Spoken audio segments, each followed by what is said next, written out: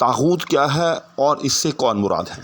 السلام علیکم ناظرین، آج میں ایک لفظ جو کہ اس وقت بہت زیادہ کنٹروورسی کا سبب ہے، اس کی مختلف تعبیرات کی جا رہی ہیں، اس کے مختلف معنی جو ہیں وہ بیان کیے جا رہے ہیں، اس کی مکمل تفصیل لے کر آپ کی خدمت میں حاضر ہو رہا ہوں۔ اور اس لیے حاضر ہو رہا ہوں کیونکہ میرا چینل جو ہے یہ اہل علم، اہل ادب اور اہل معانی کا ایک طرح سے چینل ہے۔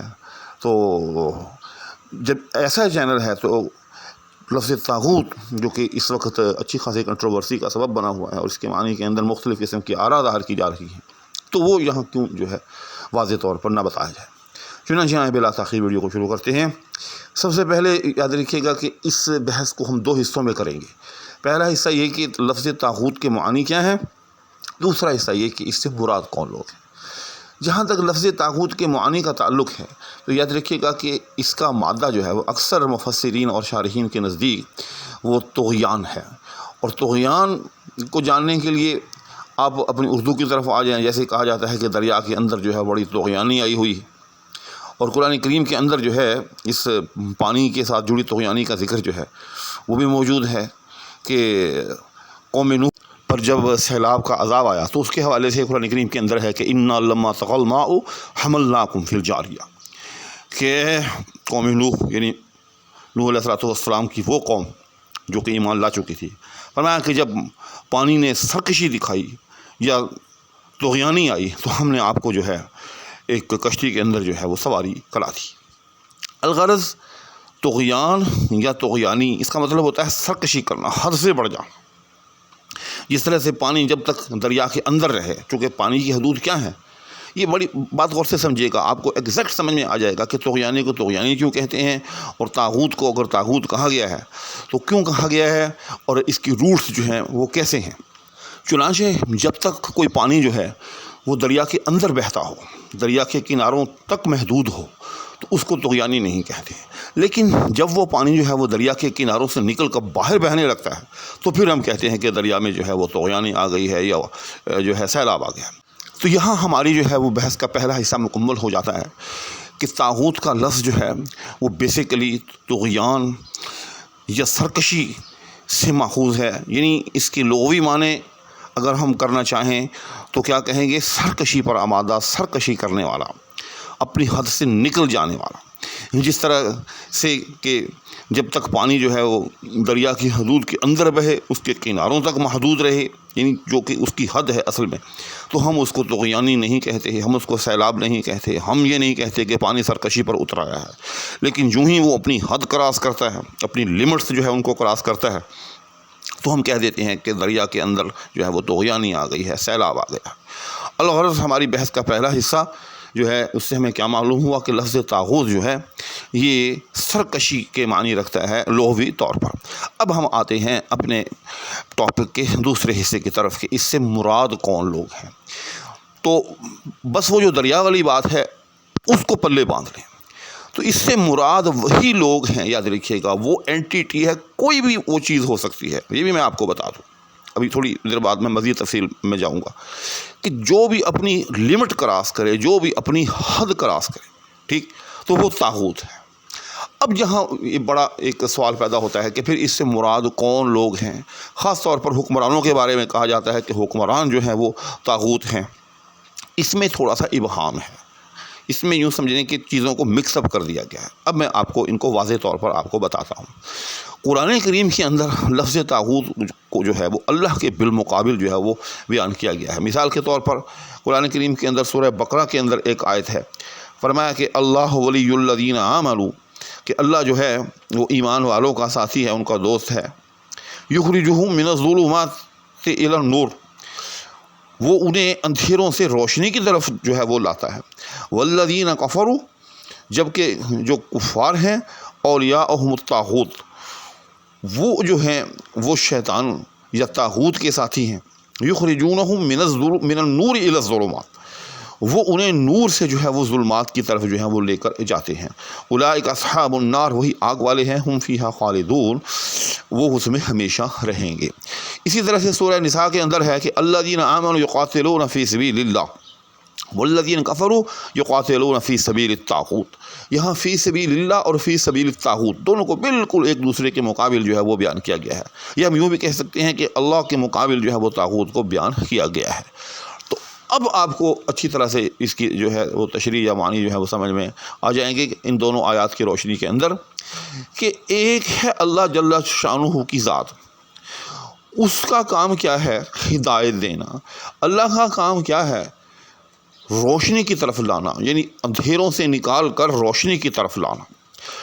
اور اس کے برعکس ایک دوسرا نظام ہو سکتا ہے، یہ پاسبلٹی ہے۔ وہ کیا؟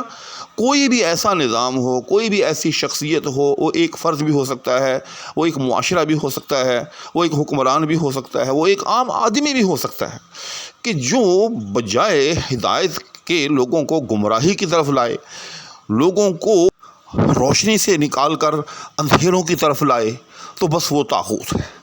اب جیسے میں نے عرض کیا کہ یہ عمل جو ہے، یہ فعل جو ہے، جس میں جس درجے کا ہوگا وہ اتنا بڑا طاغوت ہے، یاد رکھیے گا۔ اور اس میں ایک اہم بات بتا دیتا ہوں کہ قرآن کریم کے اندر یہ بات جو ہے عام طور پر بیان نہیں کی گئی، اور یہیں سے ساری بحث جو ہے وہ حل ہو جاتی ہے، کہ اللہ جل شانہ نے اپنے لیے لفظ ولی استعمال کیا ہے، اللہ ولی الذین آمنوا، ٹھیک، کہ اللہ جو ہے وہ ایمان والوں کا دوست ہے۔ فرمایا کہ یخرجہم من الظلمات الی النور والذین کفروا اولیاءہم الطاغوت، اور جو لوگ کے کافر ہوئے دوست ان کے شیطان ہیں، اولیاءہم الطاغوت، وہاں ان کو جمع کے صیغے میں بیان کیا گیا ہے، یعنی جو طاغوت جو ہیں، جس کی جمع طواغیت بھی آتی ہے، وہ ایک نہیں، وہ کئی ہو سکتے ہیں۔ اور جیسے میں نے عرض کیا آپ کو کہ جس درجے میں جو ظلمت کی طرف لوگوں کو روشنی سے نکال کر لائے گا، یا جس درجے میں لوگوں کو کوئی گمراہ کرے گا، وہ اتنا بڑا طاغوت ہے۔ جی ہاں، اب میری اس بات کو ذرا غور سے سمجھیے گا۔ اب اس کی جو ہے ہم مزید جو ہے وہ تشریح کی طرف آتے ہیں۔ تو سب سے بڑا طاغوت وہ ہے، یاد رکھیے گا، کہ جو لوگوں کو شرک کی دعوت دے، لوگوں کو اپنی عبادت کی دعوت دے، کیونکہ شرک جو ہے وہ سب سے بڑا گناہ ہے۔ قرآن کریم کے اندر ہے ان اللہ لا یغفر ان یشرک بہ ویغفر ما دون ذلک لمن یشاء، کہ اللہ جل شانہ شرک معاف نہیں کریں گے، باقی سب جو ہے وہ گناہ جو ہے وہ انسان کے معاف کر دیں گے۔ تو سب سے بڑی سرکشی، سب سے بڑا طغیان، سب سے بڑا گناہ، ٹھیک، وہ کیا ہے؟ شرک۔ اور جو کوئی بھی شرک کی طرف لوگوں کو بلائے تو وہ سب سے بڑا طاغوت ہے۔ اب ظاہر ہے شرک کی طرف بلانے کی پھر آگے دو صورتیں ہیں، ایک یہ ہے کہ لوگوں کو شرک کے راستے پر لگائے، دوسرا یہ ہے کہ خود اپنی عبادت کی دعوت دے کہ میری آؤ عبادت کرو، مجھ کو رب مانو۔ تو جو اس طرح کا عمل کرے گا کہ اپنے آپ کو رب قرار دے گا، اپنی عبودیت یا اپنی بندگی کی دعوت دے گا، تو ظاہر ہے وہ تو بالکل اللہ کے جو ہے مقابلے میں آ گیا، وہ سب سے بڑا طاغوت ہے۔ اب اس کے بعد جیسے میں نے عرض کیا کہ جو جس درجے میں لوگوں کو گمراہ کرے، بس یہ بات یاد رکھیے گا کہ جو جس درجے میں لوگوں کو گمراہ کرے، جو جس درجے میں لوگوں کو جو ہے وہ روشنی سے نکال کر اندھیروں کی طرف لائے، اندھیروں میں جھونکے لوگوں کو، وہ اتنا بڑا طاغوت ہے۔ جیسے میں نے عرض کیا کہ سب سے بڑا گناہ یا سب سے بڑا اندھیرا یا سب سے بڑی ظلمت کیا ہے؟ شرک۔ لہذا جو شرک کی دعوت دے، چاہے وہ لوگوں کو شرک کے راستے پر لگائے، چاہے وہ خود جو ہے وہ معبود بن کر بیٹھ جائے، تو وہ دونوں جو ہیں وہ طاغوت ہیں۔ اب شیطان بھی اس کے معنی میں لکھا جاتا ہے تفاسیر کے اندر کہ طاغوت سے مراد شیطان ہے۔ تو شیطان کو طاغوت اسی لیے کہتے ہیں کہ شیطان جو ہے وہ گمراہ کرتا ہے لوگوں کو، بلکہ اس نے تو مہلت لی ہوئی ہے، بلکہ شیطان کا تو منصب اور کام ہی یہ ہے کہ وہ لوگوں کو جو ہے وہ گمراہ کرے، ٹھیک، اور وہ اپنی بندگی پر بھی لوگوں کو لگاتا ہے، اور اس کے ساتھ ساتھ وہ غیر اللہ جو کہ اللہ کے ماں سوا جو ہے خدا بن کے بیٹھے ہوئے ہیں، ان کی بندگی کی طرف بھی لوگوں کو جو ہے وہ راغب کرتا ہے۔ تو جیسے میں نے عرض کیا کہ جو جس درجے میں لوگوں کو گمراہ کرے گا، بس وہ اتنا بڑا طاغوت ہے۔ تو اب شیطان کی بات ہو گئی، اب ہم تھوڑا سا عوام الناس کی طرف آ جاتے ہیں۔ تو عوام الناس کے اندر یاد رکھیے گا مختلف قسم کے جو ہیں وہ لوگوں کے طبقات ہیں۔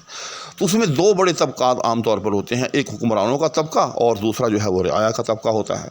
تو حکمران جو ہوتے ہیں چونکہ وہ با اختیار ہوتے ہیں، لہٰذا اگر ان کے دماغ کے اندر کوئی غلط بات آ جائے، اگر وہ لوگوں کو گمراہ کرنا شروع کر دیں، تو ظاہر ہے پھر اس لہر کو، اس گمراہی کو روک کوئی نہیں سکتا، کیونکہ اس کے پیچھے تو طاقت ہوتی ہے۔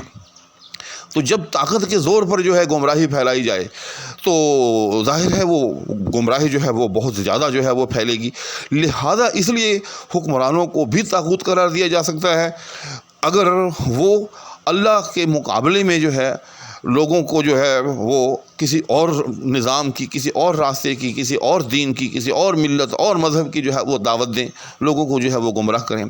اسی طرح سے جیسے میں نے عرض کیا کہ رعایا اب عوام جو ہیں، اب عوام کے اندر جو جس درجے میں لوگوں کو گمراہ کرے گا، چاہے وہ ایک چھوٹا سا مسئلہ ہی کیوں نہ ہو. مثلا آپ صلی اللہ علیہ وسلم نے احادیث کے اندر دائیں پہلو کو، یا یوں سمجھیں کہ دائیں طرف کو جو ہے وہ اہمیت دی ہے.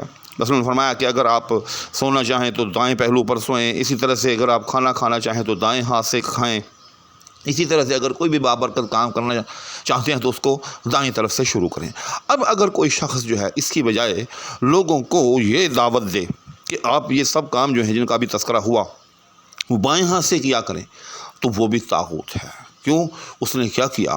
اس نے لوگوں کو گمراہ کرنے کی کوشش کی. اس نے کیا کیا؟ اس نے لوگوں کو نور سے نکال کر ظلمت میں داخل کرنے کی کوشش کی، روشنی سے نکال کر اندھیرے میں داخل کرنے کی کوشش کی. اب آپ کو سمجھ میں آ گیا ہوگا کہ طاغوت ہر وہ شخص ہے، طاغوت ہر وہ فرد ہے جو لوگوں کو روشنی سے نکال کر اندھیروں میں داخل کرنے کی کوشش کرے، جو لوگوں کو راہ ہدایت سے گمراہ کر کے گمراہی کے راستے پر جو ہے وہ ڈالنے کی کوشش کرے. اب اس کا یہ فعل، اس کا یہ عمل جتنا بڑا ہوگا، جس درجے میں وہ گمراہی پھیلا رہا ہوگا، اتنا بڑا طاغوت ہوگا. اب حکمرانوں کو عام طور پر مفسرین نے جو ہے وہ یعنی ایسے حکمران جو کہ غلط حکمران ہوتے ہیں ان کو طاغوت قرار دیا ہے. تو وہ اس لیے قرار دیا ہے کہ حکمران چونکہ طاقتور ہوتے ہیں، ان کے پاس طاقت ہوتی ہے، تو وہ طاقت کے زور پر جو ہے بڑے درجے میں جو ہے وہ گمراہی پھیلا سکتے ہیں. اسی طرح سے شیطان کو جو ہے وہ طاغوت قرار دیا ہے. کیوں؟ شیطان جو ہے اس کا تو کام ہی یہ ہے، اس کا تو منصب ہی یہ ہے کہ وہ جو ہے وہ گمراہی پھیلاتا ہے. تو امید ہے کہ میری اس گفتگو کے بعد اب آپ کو یہ بات کلیئر ہو گئی ہوگی کہ طاغوت سے مراد کوئی خاص شخصیت یا کوئی ایک فرد نہیں ہے، بلکہ طاغوت سے مراد ہر وہ فرد ہے کہ جو لوگوں کو روشنی سے نکال کر اندھیروں کی طرف لے جائے، جو لوگوں کو ہدایت سے نکال کر گمراہی کی طرف جو ہے وہ لے جائے. چنانچہ جو جتنی بڑی گمراہی پھیلائے گا، جتنی بڑی گمراہی کا سبب بنے گا، تو وہ اتنا بڑا جو ہے وہ طاغوت ہوگا. امید ہے کہ میری اس گفتگو کے بعد آپ کو لفظ طاغوت اور اس سے جڑی تمام تر ابحاث جو ہیں وہ سمجھ میں آ گئی ہوں گی. اس التماس کے ساتھ کہ چینل کو سبسکرائب بھی کر دیں، ساتھ میں موجود بیل آئیکن کو بھی پریس کر دیں. نیز فقیر کو، خاکسار کو اپنی دعاؤں میں یاد رکھیں. اجازت چاہوں گا. اللہ حافظ.